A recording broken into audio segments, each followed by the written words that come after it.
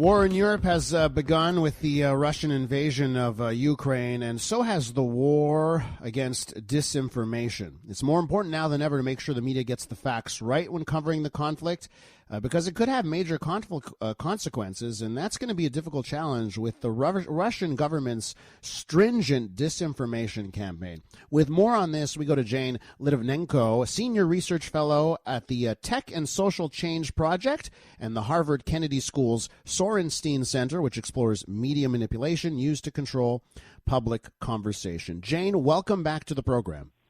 Hi, thanks for having me. First things first, I know you are all over this right now, everything that's happening in Ukraine. Can you give us an update? What's the latest that you can tell us? Russia is continuing to attack peaceful cities, as far as we can tell right now. The reports that we're getting from on the ground is that the assaults haven't stopped. In addition to targeting civilians, they're also targeting airports, army bases, and other strategic targets. There's also increased fighting all along the eastern front line, in addition to attacks all around Ukraine. Jane, you're Ukrainian Canadian, and I do have to ask you this morning how are you were feeling? How have you been feeling over the last little while with this news and this invasion? I don't really know how to answer that question, if I'm being honest with you. My family is sending me videos of artillery fire and explosions so they can see from their backyard. It's hard to process what's going on. What is your dad telling you? It's fairly quiet where he is right now, but it was a difficult day.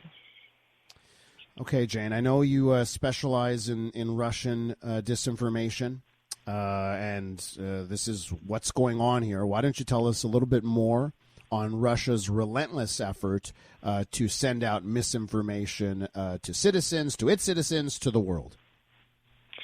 Yeah, I think the most important thing to understand here is that there's a few different ways that disinformation is spreading about this conflict, this war. But the main one is coming from President Putin himself. In a speech earlier this week, he completely distorted Ukrainian history, lied about Ukrainian origins, and is talking about Ukrainians as if it's a nation that doesn't exist. This is consistent with how he's viewed Ukraine throughout his tenure, and this is not up for debate. His approach to Ukraine is ahistorical. Ukraine, of course, has a very rich history outside of Russia, but also has suffered a lot at Russia's hands. In terms of the online environment, there are a lot of videos and images, particularly, going around. The other times that we've spoken, I've called on your listeners to be vigilant, particularly with videos and images, and that's especially true here. From the Russian propaganda channels that we see, there's a general effort to make the Ukrainian army seem incompetent and make Russian troops seem all-powerful.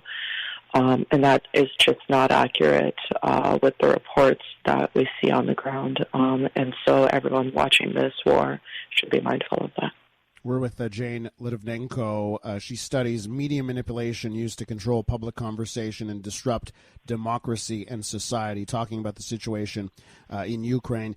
Jane, you referenced just now, how our listeners, need to be very careful with media that they see, like video information and that kind of thing. What are your pro tips on how someone can analyze if they can trust something they're seeing on social media, or if they need to be a little bit hesitant on trusting a video that they'll see in a social media channel?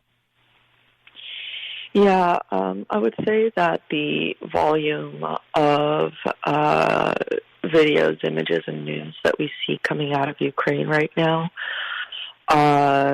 is not the volume that the average person using the internet can tackle. And so I would encourage for people to follow reporters on the ground. If you're looking for an English language source in Ukraine, the Kyiv Independent has been doing completely outstanding work. It's also important to get sources directly from officials. And the reason for that is because, particularly with attacks that happen at night, it takes some time to get clarity on the extent of the damage and the extent of the fighting.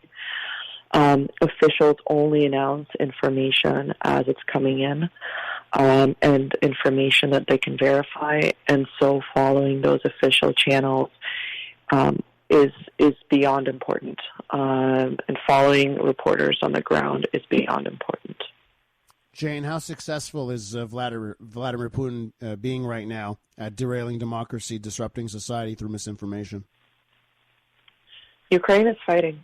The world is supporting Ukraine. I have faith that Ukrainian democracy and Ukrainian people can withstand this conflict. It's important to remember that Ukrainians have been fighting this war for 8 years. The images that we saw in 2014 of Ukrainians battling for their independence should be front of mind right now, because Ukrainians are fighting for the same cause now. Jane, you've been on this show many times. You were previously at BuzzFeed News, and you joined us when you're in that role as well, and all the things you've covered in your journalistic career. How difficult is it covering this one? It's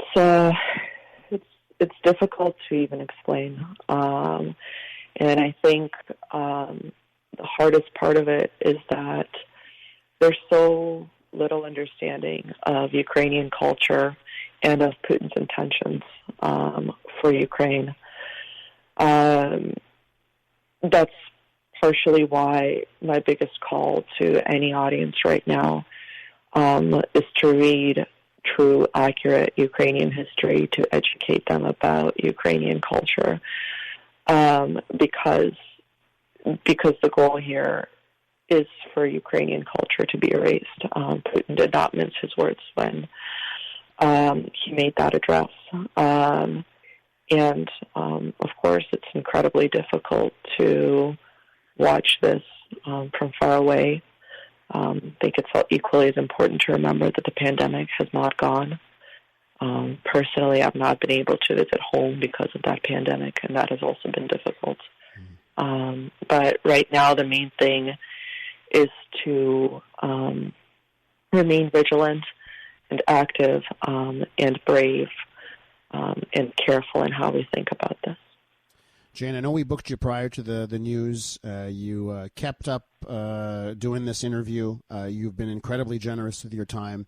I thank you from the bottom of my heart. Thank you so much. I know it's a difficult morning for you. I really, really appreciate it. Thank you for covering this. Thank you for giving this air. I really appreciate your time. That is Jane Lytvynenko. I'll retweet some of Jane's recent reporting and coverage of this so you can find her on Twitter if you're on Twitter. She is a must-follow, especially for those who care so much about fighting misinformation and care about democracy at a time like this. Jane Lytvynenko on with us this morning.